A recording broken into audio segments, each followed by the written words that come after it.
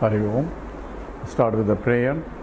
Om Samasta Jana Kalyani Niratam Karunamayam Namami Chinmayam Devam Sadgurum Brahma Vidvaram Vasudeva Sutam Devam Kamsa Chanura Mardhanam Devaki Paramanandam Krishnam Vande Jagadgurum Tvameva Mata Cha Pita Tvameva Tvameva Bandhuscha Sakha Tvameva Tvameva Vidya Dravidam Tvameva Tvameva Sarvam Amadeva Deva Tvameva Sarvam Gurudeva Deva. Hari Om.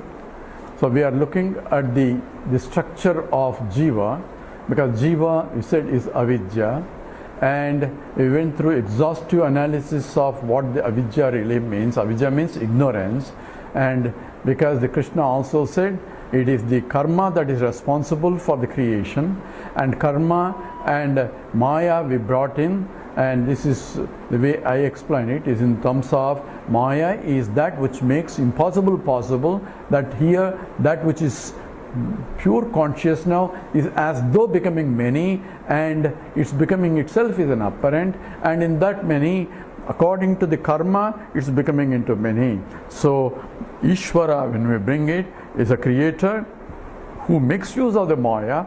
Maya is the force that makes one or change of state, and depends upon the change of state is driven by as the driving force, which we call a maya, but driven by the vasanas. Vasanas are karma, and all that is been understood. So if the driving force is the maya, and driving force is nothing but the expression of vasanas in a subtle form to a grosser form, into subtle elements and gross elements, all that is a part of or the product of the maya only.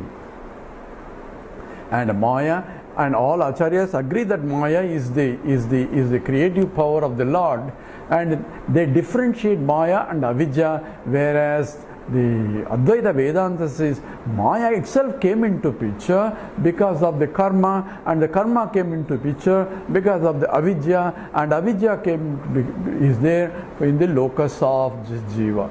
So we have to understand all these components that are involved, which are interrelated. Now we look at the statement that the Mahavakya is valid only when I equate from the total point of pure consciousness that is as though localized. So we are giving example of the moon, and a moon is reflecting the sunlight. So where is the sunlight? Sunlight is all pervading as far as the moon is concerned. It is there where the moon is. It is there also beyond the moon also, but there is no reflecting medium there. And we say there is nothing there, and until we see another planet which again is reflecting sunlight. So wherever there is a planet that I can see, it is sunlight obviously is there getting reflected. Now we should look at it.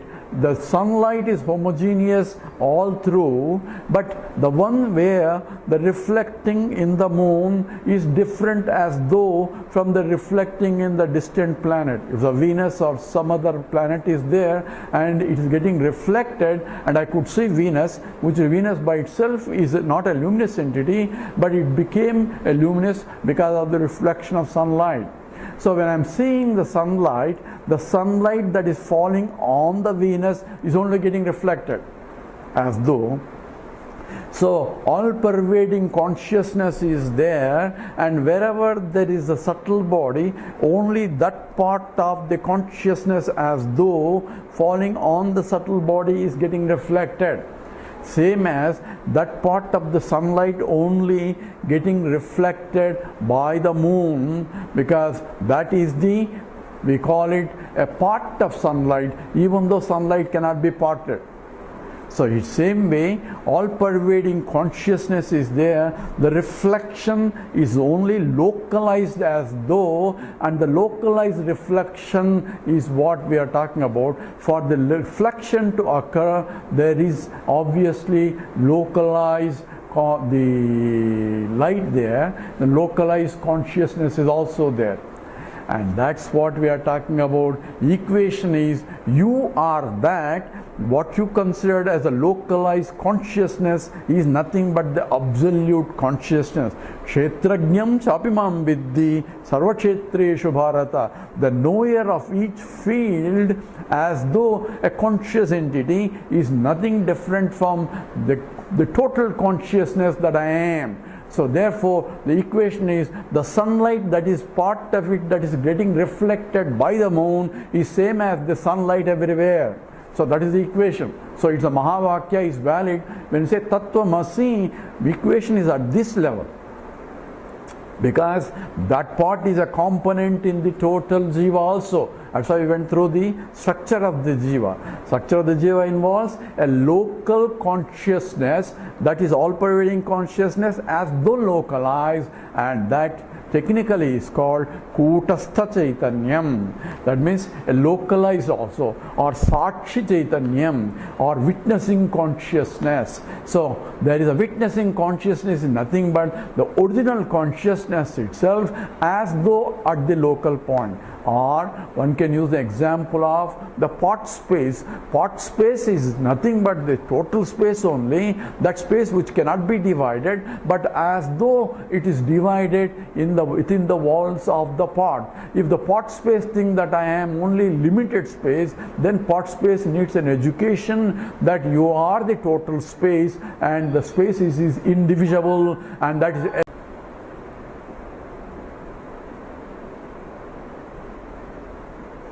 Hari Om. Sorry, there was an interruption to the internet breaking. So we are now discussing using the moon example, where there is an original sunlight and there is a moon and there is a reflected sunlight. So when I am looking at the moon, I don't see the original sunlight. I am only seeing the moon lighted as though, and I am seeing actually the reflected sunlight. Actually, I don't see even the moon also. What I am seeing is only light that comes on. So that's why we have to be very careful what exactly I see. They give an example. When you are looking at my hand, you are not really looking at the hand, but you are looking at the light reflected by the hand that goes to your retina and forming an image, and the image depends upon the reflecting medium here, because only that form is getting reflected, other light beyond the form is not getting reflected. So only reflected light forms an image in your mind. So only the reflected light only you are seeing, but to see the reflected light you need a reflecting medium. Without the reflecting medium, I cannot see the reflected light. So if my hand is not there, you cannot see original light also. So looking at my hand, you have to think that there is a light where the hand is. In the same way, looking at the moon, I have to say there is a sunlight where the moon is, and what I am seeing is that sunlight which is getting reflected, and reflected sunlight I am seeing as though the moon is a luminous entity. Now apply the same principles when we will talk about the Jiva also. So Jiva is nothing but the subtle body that is getting reflected, and the subtle body formed because of the vasanas. So going through all the process, now there is a subtle body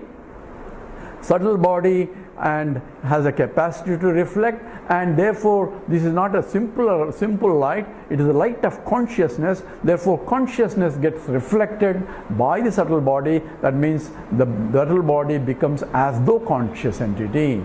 Now analogy of a jiva notion now arises in this antahkaranam, that means in the reflecting medium, along with the reflected consciousness, along with the original consciousness, along with the reflecting medium involves the karana sarira, the causal body, the sukshma sarira, the subtle body, and the gross body. Now you see all the 5 components involved in the jiva. Original consciousness, reflected consciousness, reflecting medium consisting of the 3 bodies. Now it is the equation of Tattvamasi is not valid to any four components because they are changing, and we are talking about Brahman, which is changeless entity, and that alone is real, and that is what is we are talking about looking at the reflection, that there has to be sunlight that is causing the reflection, making the reflection as though it is a medium of light. So looking at the mind, looking at the intellect, looking at the equipment, looking at the body, I say there must be some other that makes the mind conscious, and that is not from the original, from the mind itself. The mind is inert, but there's something else other than the mind, that because of which the mind is conscious. And here I had to use the same mind which is activated to inquire, because the purity or impurity is in the mind only, in the reflecting medium. So ajnana is in the reflecting, and we went through all the process, and the purification by the mind is required. Now, the most important thing that we should know is I need the mind. Without my hand you cannot see the light here. Same way I need the mind to recognize the light. Hand doesn't bring the light here. Hand is not a luminous entity, but hand is required to see the light where the hand is. In the same way, the mind is required to recognize that mind is active, or mind has become conscious entity because of the original consciousness. So therefore, the knowledge involves separating the original consciousness from the reflecting consciousness and the reflecting medium. All that is involved, and this separation is not a physical separation, it is an intellectual.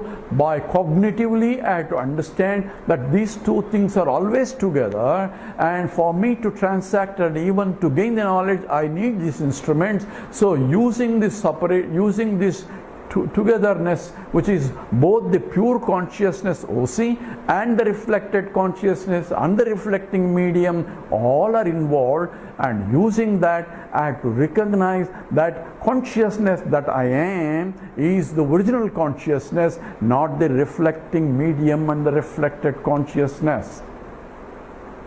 This is the knowledge, and the knowledge has to occur where? Knowledge occurs in the mind only, because I need an instrument for knowledge. So even the mind is the antahkarana is required. So it is the antahkarana that is directed to go to a teacher. Says tad vijnanartham sa gurum eva abhigachet. Whom? It is the mind and intellect has to go. Mind and intellect cannot go without the body. So the body, mind and intellect, subtle body, all 9 yards, all equipments are required for the knowledge. So don't say that I have to go beyond the mind. Who says that? It is the mind has to say that again. And I had to see something beyond. Who is there to see? I had to inquire who is that mind. Who is going to inquire? It is again the mind. So this confusion comes into picture if I do not have clear understanding of what Advaita Vedanta really means. That's why we are going into exhaustive, because a lot of confusions say now I have to sit. I have learned Vedanta, now I have to sit and meditate to see. That means I have not understood Vedanta. Vedanta is these two together are together, and I have to use a very subtle intellect, that's called a viveka, to discriminate this combination of I am and this, where I am is coming from a pure consciousness, and this part including Chidabhasa and all the antahkaranas together package, because they are changing things, and this is a changeless entity, and the changing and changes are always together, because I am the changeless entity in the changing things, and that has to be recognized using the intellect as the very source. Therefore, the jnanam also has to come. Now, there are objections against the nature of the jnanam. What we will do is just understand what exactly the objections that the Bhagavan Ramana raises, because that includes all other people's objections also, including some of the objections raised by the Bhamati and versus Vivarana schools also. And the number one is its swarupam. That means we are talking about the nature of avidya according to the Advaita, and the criticism is about the nature of the avidya of the Advaita, and says the Advaita swarupam is riddled with contradictions, because they say it is neither real nor unreal. That is a contradiction, because from their reference, what is real, what is not real is unreal, what is not real is real. So they are mutually exclusive, and there is no third category possible. But at the same time, they admit themselves that there are two degrees of reality also. So that's why we have to be problem. So when they criticize it, they are only criticizing in a narrow way in terms of whether it should be real or it should be unreal. But their real is again two aspects. One is absolutely real, another is relatively real. So they do also have that which is absolutely real, and there is a relatively real. What's absolutely real? That which is experience is also real. My experience of the objects are also real. For them, even though it is changing, it is still real. So when there is a changing, we have to say there is a changeless entity in the changing things. That should be understood also, even though I may not see the changeless entity. They also accept that in the case of example of like a gold and ornaments, ornaments may say real, and that real, and gold is also real. But is there a difference between the ring reality and the gold reality? They do accept the difference. One is that which is changeless in these things, and other one is a changing reality. One is changing reality, another is changeless entity. So words are different. What we call a changing reality is called mithya, because the definition of real from the Advaita point is that which is changeless alone. So in their scale also they have two degrees of reality, that is that which is changeless reality and the changing reality. Even from the Paramartha point, they do have one is the Paramatma with all the changing things inside. That means all the bodies of the jivas and the Jagat as a part of his body, as a Virat, and in that the body continuously changing, because the jiva is continuously changing, and also the Jagat is changing. Therefore, there is a changing reality of the body, or that's called apratak siddhi. That means a non-differential, that is part of the body itself or part of the Brahman. But also from their point, there is a transcendental Brahman, which is essentially, which is a swabhava of the Lord, who is unaffected by the changing things in the body, because he is beyond that also. So they do accept two Brahmans even in Sishtadvaita. In the case of the Advaita, we have Nirguna Brahman, which is pure Satchidanandam, and it is infinite, therefore we call it Nirgunam, and scripture also says it Nirgunam, whereas they also have a transcendental reality, which is essentially Brahman unaffected by what affects the body. Body can have defect, but that which Antaryam, that pervades everything, is unaffected by that. That is called, they call it a transcendental or Swabhavika Paramatma. And but only thing they have is they put attributes to the body, to that Paramatma, because he is essentially having the infinite compassion and all that. So they superimpose on top of it and interpret the Nirguna of that as dosha guna rahitam. That means he doesn't have defective or wrong or bad qualities, is only all auspicious qualities. Only names are different and the wording is different, but the statement again is there are two degrees of reality. Even the Visishtadvaita accept, but they don't commit themselves in that way. They call it one is unreal, another is real, but in the reality there are two degrees of reality, a changing reality and the changeless reality.